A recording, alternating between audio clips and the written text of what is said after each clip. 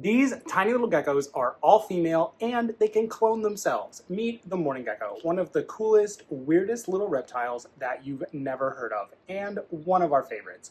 We've been keeping these gals for a few years now, and today we're going to tell you all about them, where they come from, why they're so cool, how to take care of them, and more. Say hi. Hello. Mourning geckos are a small social species of geckos, marked by their brown, white, and black coloring and simple patterns on their back. Although mourning geckos are originally from the islands in the Indian and Pacific Oceans, they have spread prolifically to places like Mexico, South America, and the Caribbean. The secret to their rapid spread and the reason mourning geckos are so famous? Parthenogenesis. Parthenogenesis is a process by which female animals can reproduce without a male. There's many different types of parthenogenesis, but mourning geckos are particularly interesting because there are no males. All members of the species are female. When they were first discovered, they were named mourning geckos, M-O-U, because naturalists kept finding females, and they thought, where are all the males? The females must be calling out in mourning for their lost mates. But nope, they are happy as can be. Every 4 to 6 weeks, each mourning gecko can lay 1 to 2 eggs. Without any fertilization or sexual reproduction, they'll hatch within 2 to 3 months. The babies will be almost identical clones of the mother, and the only genetic variance comes from random mutation. This also brings some notable downsides to parthenogenesis. If a new disease breaks out among a colony of mourning geckos, they would share so much genetic material that they could all be at risk. One of the coolest, unique things about mourning geckos is that despite reproducing completely asexually, they still require a partner. Mourning geckos often will not breed if they're by themselves, only in groups, and they can be observed engaging in common gecko courtship behaviors, such as tail nipping and chirping. For this reason, a lot of people will call them lesbian geckos, since they're all female and they still engage in gecko romance. Mourning geckos can live up to 10 years, and that is a long time. They are nocturnal, so be prepared to see them early in the morning or late at night. We usually see ours most from 8 p.m. to midnight right before we go to bed. Let's talk care. We love mourning geckos because they are one of the easiest geckos to care for. All they need is a little freeze-dried fruit paste like Gecko Diet or Pangea, and they are good to go. They're voracious predators if given the opportunity. We supplement ours with live prey in the form of fruit flies, and they love it.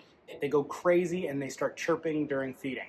Adults can even eat small crickets. If live insects aren't for you, then there's plenty of Gecko Diet mixtures that contain insect parts and proteins to help supplement their diet.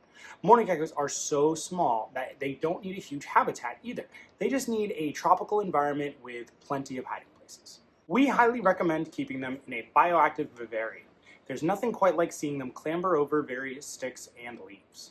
Mourning geckos need a tropical tank with temperatures between 70 to 80 degrees Fahrenheit, and the humidity can be up to 90%. They'll be happiest in an environment with live plants in a range of temperature and humidity so that they can self-regulate.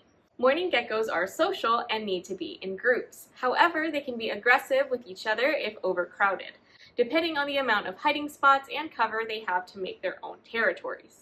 Having a tank that is densely planted with plenty of hardscape will break it up more naturally into territories and give your geckos places to hide from each other, reducing aggression. Make sure that your tank is escape-proof. The babies can weasel their way out of the tiniest crevices, and in tanks like Reptizoo and Exoterra, we often have to stuff certain gaps with sponge. As they reproduce, keep an eye on them, and if there's an increase in aggression, you might not have room for any additional geckos. If you have at least 2 to 3 geckos and they're happy, there is a high likelihood that they will breed. They typically lay their eggs in dark cracks and crevices, and you can include removable tubes for them to lay inside if you want to collect the eggs. If your geckos start breeding, you will probably have to find homes for them eventually, so it's worth reaching out to your local reptile shop or an online group to try and sell them or give them away. One of the coolest things about these little geckos is that they make great tank mates for a variety of animals. We cohabitate ours with dwarf frogs.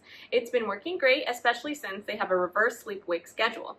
Typically, when the frogs are active, the geckos are still catching some Z's, and by the time our geckos wake up, our frogs are fast asleep. In general, you can keep mourning geckos with most small poison dart frogs and small frogs like some tree frogs.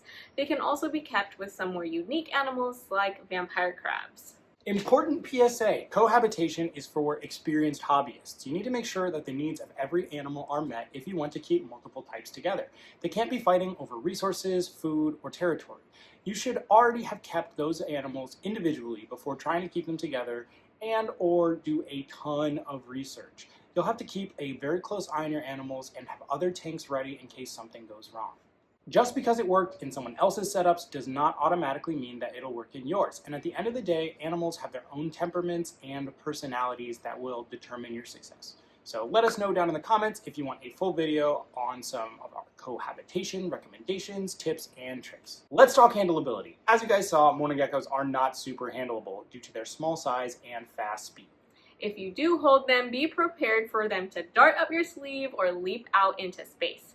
When we first got ours, they would dart to cover the second we opened the door, but now that a few generations have been born in our tanks, there are some that have gotten quite used to our hands while doing maintenance or bringing them their food dishes.